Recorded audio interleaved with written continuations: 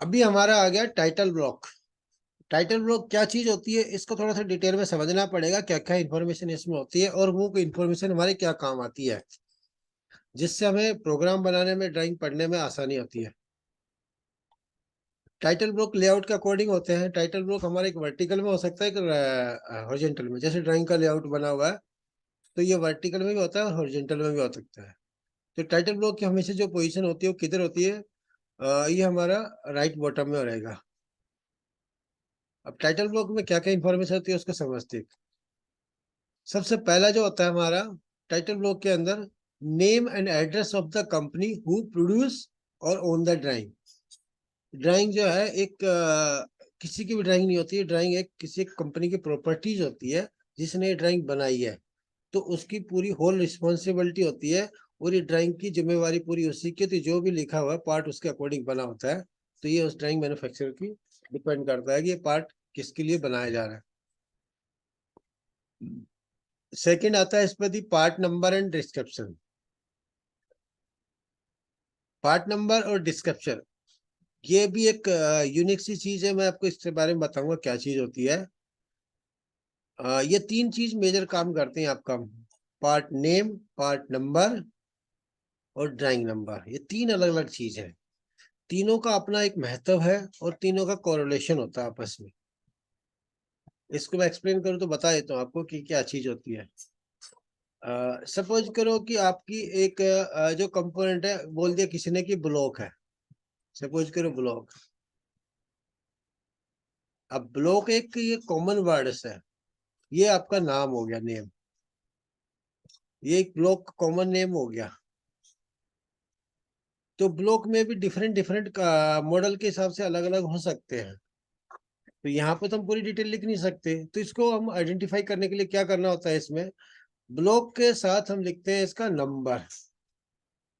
अब नंबर का क्या सवाल होता है, नंबर का क्या लिंक होता है? नंबर का लिंक होता है आपका, जब कोई लिस्टिंग होती है तो उसमें हम ब्लॉक नहीं लिख सकते। ब्लॉक हो सकता है उस पार्ट के लिए बहुत सारे ब्लॉक हो, पिन हो सकती है, हार्डवेयर हो सकती है।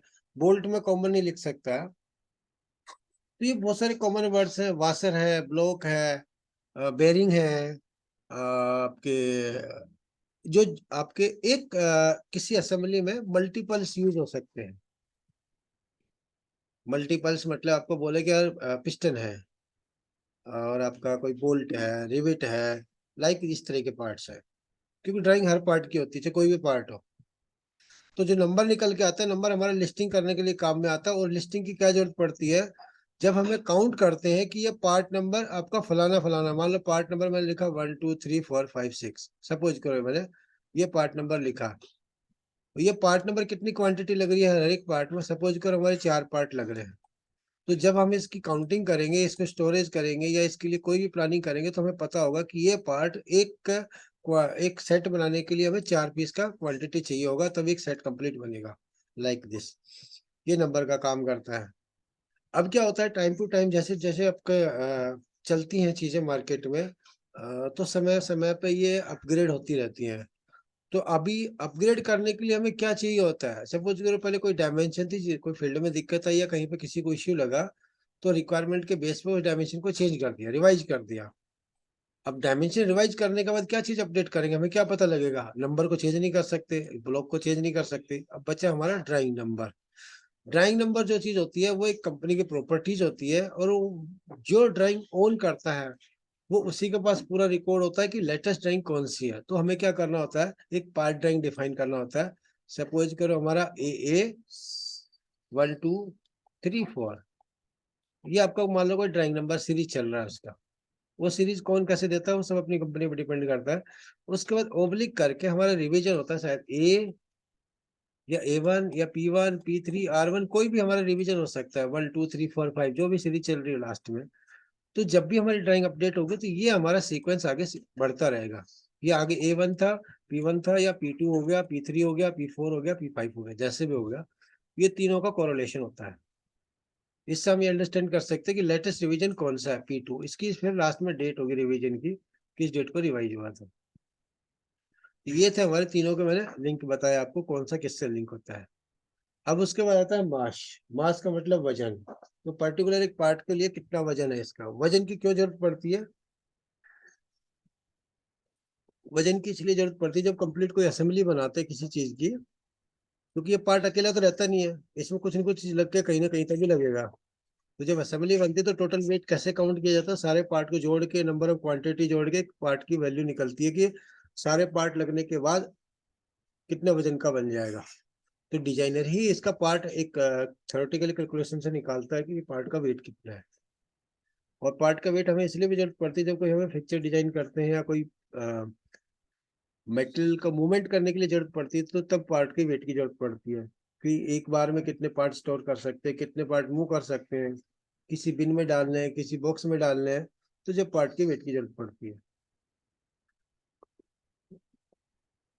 कई बार क्या होता है, एक मशीन की लिमिटेशन होती है कि ये पार्ट एक बार में एक पैलेट पे कितने लोड कर सकते हैं। मशीन की कैपेसिटी सपोज करो 400 केजी की है, तो फिक्चर का नंबर ऑफ पार्ट कितने एक बार में लोड हो रहे हैं, तो उनका सबका वजन निकाला जाता है। तो मशीन की कैपेसिटी के लिए अकॉर्डिंग ये सिलेक्ट होता है कितने पार्ट एक बार में लोड कर सकते, तो उसी डिसीजन होता है यहाँ।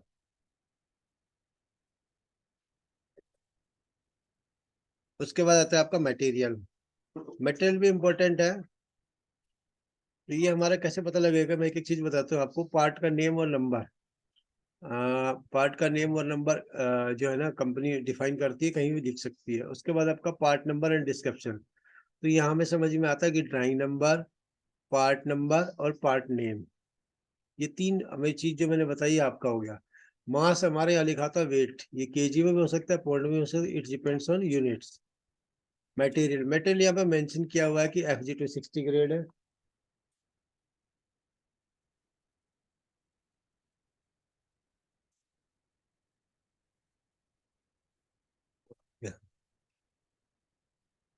मटेरियल के बाद आता है हमारा जर्नल टॉलरेंस। ये भी एक इम्पोर्टेंट समझने वाली चीज है। ये जनरल टॉलरेंस एक टेबल होती है, हालांकि अगर चैप्टर में आएगा, मैं जस्ट ओवरव्यू बता देता हूँ यहाँ पे। ये होती क्या है, जनरल टॉलरेंस, जहाँ पे जिस डायमेंशन पे टॉलरेंस डिफाइन नहीं हो, वहां पे क्या टॉलरेंस अप्लाई करना है, उसके लिए एक स्टैंडर्ड मेंशन होता है। जैसे यहाँ पे लिखा है एज पर ISO 2768-1, ये एक स्टैंडर्ड मेंशन किया हुआ, तो जनरल टॉलरेंस के लिए ये अप्लाई होगा। नेक्स्ट आता है यूनिट। यूनिट भी इंपॉर्टेंट है, क्योंकि यहाँ पर हर एक ड्राइंग के अंदर लिखा होता है all dimension are in mm unless specified. जहाँ पे नहीं दिया हुआ है वहां पे आपको सारी डायमेंशन में करवा रहेंगे। फिनिश, फिनिश ये पर्टिकुलर एरिया वाइज फिनिश लिखी होती है। Projection detail, projection detail obvious सी बात है, प्रोजेक्शन डिटेल की वजह तो हम पार्ट को समझ ही नहीं सकते। ये आपका प्रोजेक्शन डिटेल बताएगा कि फर्स्ट एंगल है, थर्ड एंगल है। उसके बाद स्केल आती है। स्केल आपका सीट टू सीट चेंज हो सकता है। ये स्केल 1:1 भी हो सकती है, पर्टिकुलर सीट में ये दिया हुआ है। और ये आपका कम ज्यादा भी हो सकता है, इट्स डिपेंड्स ऑन पार्ट का साइज क्या है और सीट का साइज क्या लिया हुआ है। रिवीजन नंबर, रिवीजन नंबर हमें समझने के लिए यहाँ पे रिवीजन नंबर लिखा होता है। ये आपका रिवीजन नंबर यहाँ पे कॉलम है, रिवीजन नंबर। इस रिवीजन नंबर को इससे लिंक किया जाता है कि रिवीजन नंबर क्या है। स्टेटस ऑफ द ड्राइंग, ये क्या होता है कि ड्राइंग कई बार क्या हमारे पास स्टडी ड्राइंग आती है, प्रिलिमिनरी ड्राइंग आती है या अप्रूव ड्राइंग आती है। तो अप्रूव्ड का मतलब क्या होता है कि हमें यहाँ पे ये समझना होता है कि ये ड्राइंग बनाई किसने, चेक किसने की, अप्रूव की है। अगर ये सारे साइन है, इट्स मीन्स ये ड्राइंग कंप्लीट है। एप्लीकेशन कोड कहीं पे अप्लाई होता है, कहीं पे नहीं होता है, कोई जरूरी नहीं है।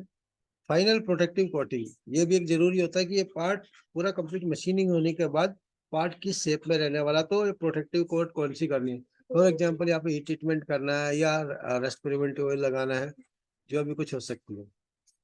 क्वांटिटी पर नेक्स्ट असेंबली, ये जैसे मैंने बताया आपको, ये पार्ट कितने लगने वाले एक बार में, तो यहाँ पे लिखा होगा कि एक असेंबली बनाने के लिए 4 चाहिए, 5 चाहिए, 2 चाहिए। सपोज करो कि कुछ पार्ट ऐसे होते हैं, जैसे हमारा बैरिंग कैप है, एक इंजन बनाने के लिए हमें 4 भी लगते हैं, 3 भी लगते हैं, 5 भी लगते हैं। It depends on engine size. और भी अलग अलग पार्ट हो सकते हैं, जैसे कोई फ्लैंज है, फ्लैंज को माउंट करने के लिए चलो 8 बोल्ट चाहिए, तो ये बोल्ट एक बार में 8 लगेंगे। डेट ब्लॉक, ये डेट ब्लॉक होती है जहाँ पे ये किस डेट तारीख को बनी हुई है, किस डेट को रिलीज हुई है, किस डेट को अप्रूव की गई है। अप्रूवल ब्लॉक, ये अप्रूवल ब्लॉक आपको लिखा है कि अप्रूवल है ये। सीट नंबर, ये भी इंपॉर्टेंट चीज है, हमें समझना बहुत जरूरी है। ये सीट नंबर मेंशन है यहाँ पे 6 of 6। ये इसलिए जरूरी है कि 6 ऑफ 6 अगर हमारे पास कोई सीट मिस होगी तो हम इस पूरी ड्राइंग को कोरिलेट नहीं कर पाएंगे। फिर एक टाइटल ब्लॉक के अंदर और क्या क्या चीज लिखी होती है, सब चीज हमें मेटल ब्लॉक लिखा हुआ है, फाइनल प्रोटेक्टिव कोटिंग लिखा होता है, एप्लीकेशन कोड है, assembly next assembly, sheet number, revision letter, drawing number, part name. ये थोड़ा बहुत 19-20 चेंज हो सकता है बट इंफॉर्मेशन मिलेगी, रिलेटेड इंफॉर्मेशन मिलेगी। तो ये था हमारा टाइटल ब्लॉक। बाकी अब टाइटल ब्लॉक डिटेल बहुत है अभी। मैं अभी आपको सवालों के जवाब ले लेता हूँ, क्या है आपके।